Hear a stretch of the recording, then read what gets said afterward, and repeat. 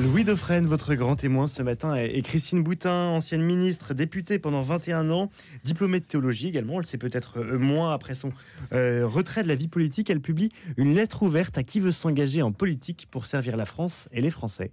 La politique est la forme la plus haute de la charité, s'écriait le pape Pie XII. Alors engagez-vous, affirme Christine Boutin, qui malgré son retrait, donc en 2017, après 40 ans de vie publique, faut-il le rappeler, députée pendant 21 ans, ministre du logement de Nicolas Sarkozy, Christine Boutin ne regarde pas moins les élans et les errements aussi à l'image de cette lettre ouverte destinée à ceux qui veulent servir la France et les Français, qui est moins d'ailleurs une lettre qu'un dialogue inspiré où l'ancienne ministre du logement donc dessine aussi ce qui lui semble devoir être les 8 chantiers de la reconstruction, un programme mis sur le papier avant la dissolution du Parlement. Bonjour Christine Boutin. Bonjour. Ce n'est donc pas un retour.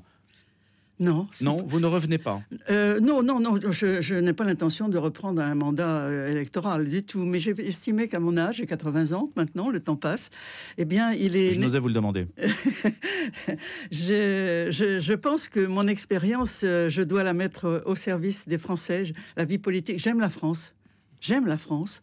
J'aime la politique et je voudrais participer à la réhabiliter. C'est un engagement magnifique. Et quand je vois la jeunesse de France aujourd'hui, je suis même certaine que la France va se relever. Nous faisons tous un constat de tristesse par rapport à ce qui est devenu la France. Et c'est vrai.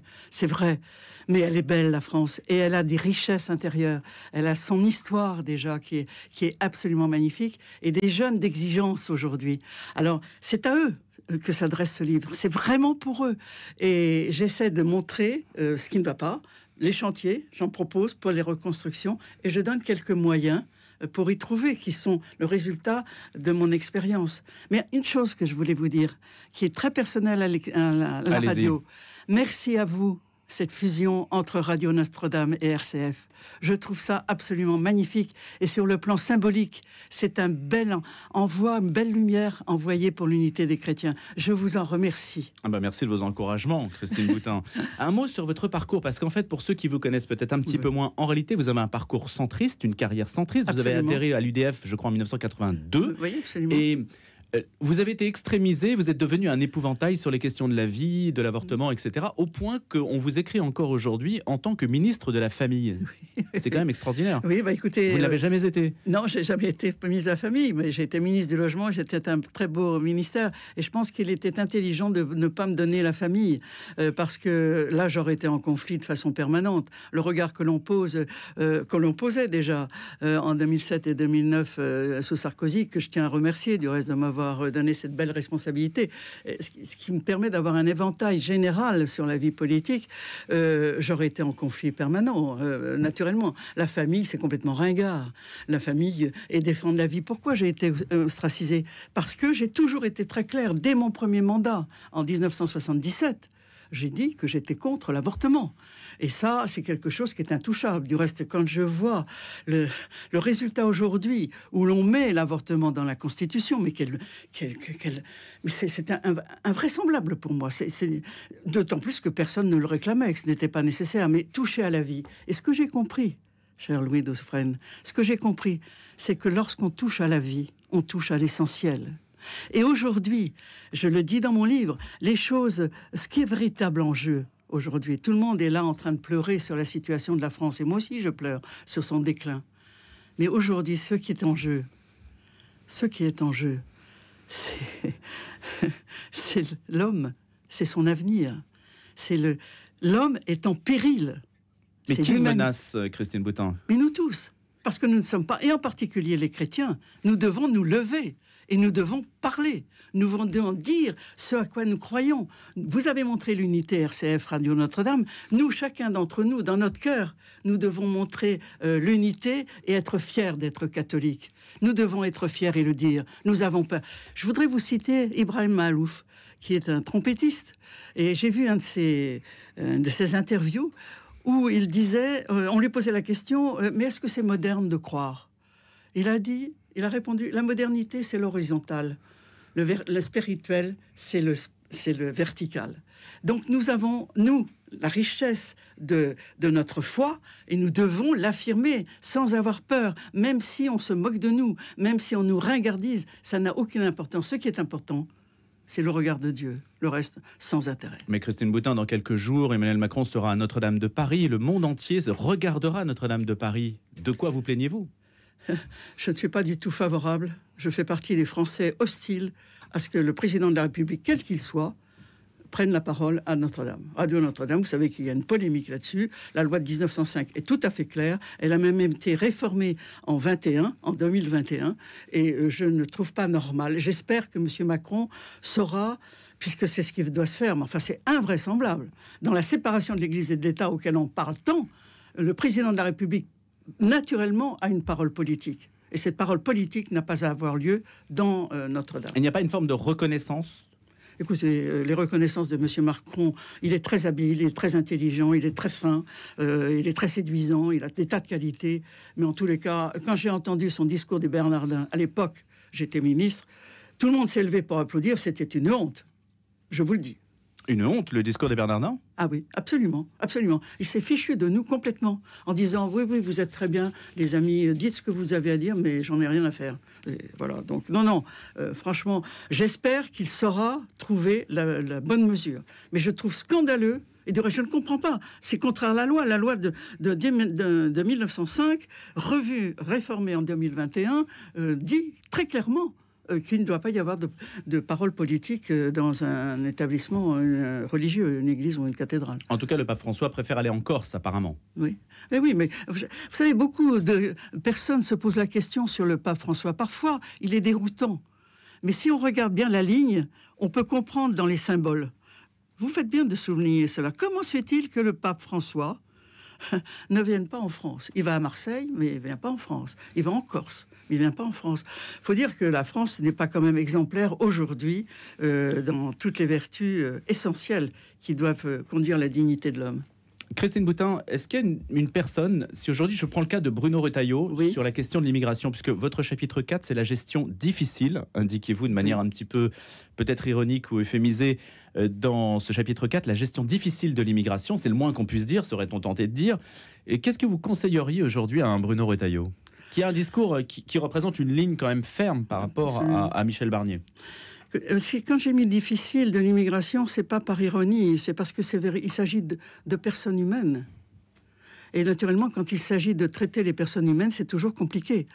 À Bruno Retailleau, que je connais bien naturellement, je l'encourage. Je fais partie des Français étonnés, non pas qu'il soit ainsi, mais aujourd'hui, c'est pas si simple d'être exigeant comme il l'est.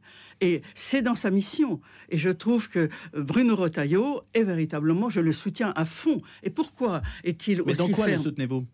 Dans sa fermeté, dans son exigence. Parce que nous sommes arrivés à un tel niveau qu'il n'y a pas d'autre solution pour installer son autorité, c'est qu'il soit en cohérence entre ce qu'il pense et ce qu'il dit. Apparemment, il est un des rares à faire cela. Et il a un poste difficile. Je trouve qu'il n'est pas... il n'y a pas de signe extérieur du Premier ministre pour le soutenir. C'est-à-dire, par exemple, il n'est pas allé à Marseille, le ministre de l'Intérieur. Et donc, Retailleau me donne l'impression de se battre un peu seul. Alors, est-ce que c'est une prudence de la part du Premier ministre qui laisse faire son ministre de l'Intérieur et qui après peut soit dire il s'est trompé ou au contraire le soutenir une fois que c'est réussi? C'est possible. Mais en tous les cas, je ne trouve pas ça bien parce que la France a besoin d'autorité. Ça fait partie du reste d'une des vertus auxquelles je fais allusion dans mon livre. Oui, bien sûr. Voilà, Retailleau, continue, ami, continue. La France attend cela. Il faut remettre de l'ordre dans ce pays et de l'autorité. Et pourtant, Christine Boutin, quand dans les années 2000, vous avez enquêté sur les prisons, vous avez pris un petit peu tout le monde de court sur le sujet. Parce qu'aujourd'hui, le seul discours d'une certaine droite, c'est « il faut plus de places de prison » et ça se limite un peu là. Oui. Or, vous, ce n'est pas du tout votre position. Non, c'est pas du tout ma position. Tout le monde a été surpris, effectivement, quand je me suis engagée dans la mission qui a été présidée par M. Fabius, je crois, sur les prisons. Mais quand on est chrétienne, quand on est chrétien, quand on est catholique, on ne peut pas avoir des idées tranchées. Moi, j'ai fait des pas de géant en allant visiter les prisons, en m'occupant sur les prisons. Tout le monde parle de l'enfermement, mais l'enfermement, ce n'est pas le but. Pardonnez-moi pour les auditeurs que je choque, mais 95% des détenus ont vocation à sortir. Et alors, qu'est-ce qui se passe au moment de la sortie? La sortie, eh ben, il faut essayer de faire en sorte qu'il soit un peu mieux équipé pour pouvoir ne pas recommencer. Et moi, j'avais à l'époque, j'étais allé avec certains de mes collègues au Canada et j'ai beaucoup insisté sur la justice réparatrice, qu'on appelait la justice réparatrice, dont l'objectif est de faire en sorte que l'on fasse rencontrer la victime et celui qui a fait l'acte de violence, de façon à ce qu'il y ait en réalité un pardon. J'ai fait partie de l'association pour la justice réparatrice. Et je vois que les choses avancent lentement, mais véritablement. Quand on dit aux Français qu'il n'y a pas suffisamment de place dans les prisons, sans doute est-ce vrai, mais ce n'est pas la solution, l'enfermement. L'enfermement, c'est d'éviter qu'il y ait l'enfermement et préparer la sortie. Parce que c'est ça ce qui se passe. Et là-dessus, on n'a pas tellement progressé. Un tout petit peu. Mais on a encore beaucoup de chemin à faire. Vous savez, le pardon est difficile pour chacun d'entre nous, aussi bien dans le couple que dans la vie sociale, que dans la vie amicale. Et en ce qui concerne les cas limites, c'est encore plus compliqué. Cette lettre ouverte, Christine Boutin, vous l'avez lancée en présence du père Jean-Marie Petitclerc. Oui. Pourquoi? Écoutez, d'abord, quand j'ai été ministre, j'ai eu l'audace, et lui aussi, et Sarkozy l'a accepté, qu'il soit dans mon cabinet. J'étais aussi responsable de la ville, de la politique de la ville. Donc, je connaissais bien le père Petitclerc, comme je connais un certain nombre de prêtres que je tiens à saluer tous. J'ai un très grand respect pour les prêtres. On peut rappeler son œuvre éducative. Ah, ben, vous me coupez la parole. Bien sûr. Et Jean-Marie Petitclerc était là, du reste, au lancement hier de mon livre. Est comment dirais-je, c'est pas un expert parce que c'est sec. Est un homme qui a la connaissance de la réalité des banlieues, de la réalité de ces jeunes, de la violence, et qui propose la paix, qui propose des voies. Et donc, il a accepté de venir à mon ministère. Il rendait compte, j'avais un prêtre dans mon ministère.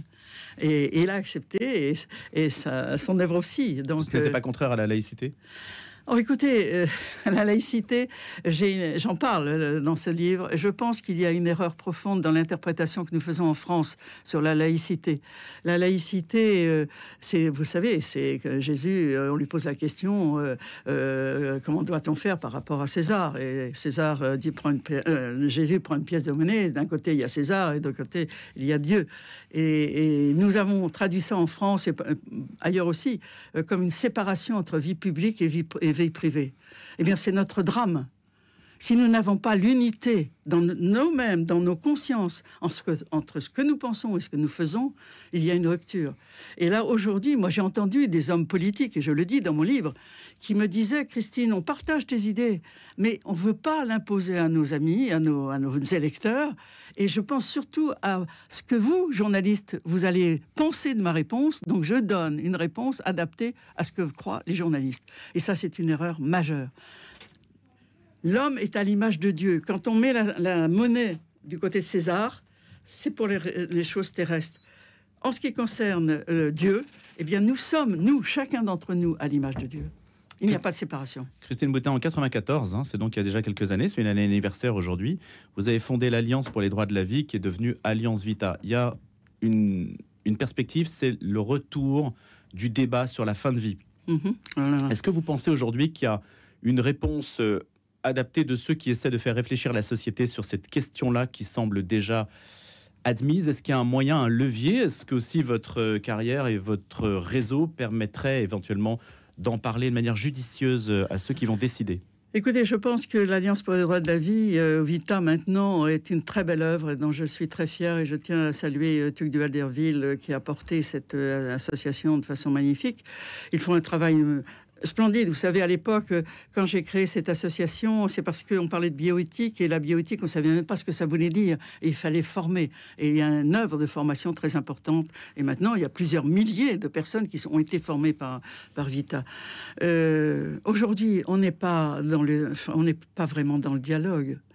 On est dans le sensible. Beaucoup de gens bien portants sont prêts à l'euthanasie. Ils le sont un peu moins quand il s'agit de la fin de vie. Il faut des soins palliatifs. Aujourd'hui, c'est de l'idéologie. C'est de l'idéologie. C'est l'homme en péril. C'est ce dont je vous disais, je vous parlais. Vous verrez dans le livre, je l'explique pourquoi. Mais la priorité, qu'est-ce que c'est? Ce serait de mobiliser les soignants, de parler. Déjà... Comment parler? Parce que nous, on reçoit, honnêtement, je reçois beaucoup de messages de personnes qui attendent d'un média comme le nôtre qu'on soit très mobilisé sur le sujet. Et on se demande aussi comment, parce qu'on ne veut pas non plus être dans la répétition d'un dialogue stéréotypé, enfin d'un dialogue, d'un monologue. Je comprends, mais affirmez que vous êtes pour la vie. Affirmez que vous êtes pour la vie. C'est vrai qu'il y a une attente, mais toutes ces gens qui se manifestent auprès de vous sont minoritaires. Et ça, c'est très difficile à accepter. Je crains, à moins d'un miracle, et c'est toujours possible, que cette loi sur l'euthanasie soit votée malgré les efforts des uns et des autres. Mais il n'empêche, ne baissons pas la garde. C'est un moment. Il y aura une relève. J'en suis absolument convaincu. Parce que... je dis ça aussi, Christine Boutin, parce que vous aviez été pionnière en matière de mobilisation au moment du Pax. Bien sûr, bien sûr. Il y a eu, avant les mobilisations de 2012, il y a eu 99. Bien sûr, et c'était formidable. Mais combien même de politiques qui, à l'époque, étaient à la manif, ont tourné kazakh. Il n'y a pas eu de cohérence et de continuité dans leur posture. Mais c'est aussi, je le dis à vos auditeurs, mes amis, n'ayez pas peur, avancez, avancez, dites ce que vous croyez à tout le monde, à vos amis, à vos relations de travail. Vous êtes pour la vie, vous êtes contre l'euthanasie. Donnez le droit de tuer. C'est vraiment dépasser tous les interdits. À partir du moment où on donne le droit de tuer, on le donne au début de la vie, par l'avortement. Maintenant, on va le donner à la fin de la vie. L'espérance que nous donnons à ce pays, c'est la mort. C'est la mort. Comment voulez-vous que ce pays soit dynamique? Et c'est pour ça que je compte sur les jeunes. Les jeunes, vous êtes là, je vous assure, vous êtes là et je compte sur vous. Et la France va se relever par vous. Ça va vous demander des efforts, ça va être difficile, mais je vous assure, c'est sur vous que la génération de mes petits-enfants qui se lèvent. Vous savez que je suis arrière-grand-mère. Alors, mon petit-fils est aussi dans l'espérance pour moi. Donc, voilà, je n'ai aucune inquiétude, la France se relèvera. Mais soyons cohérents.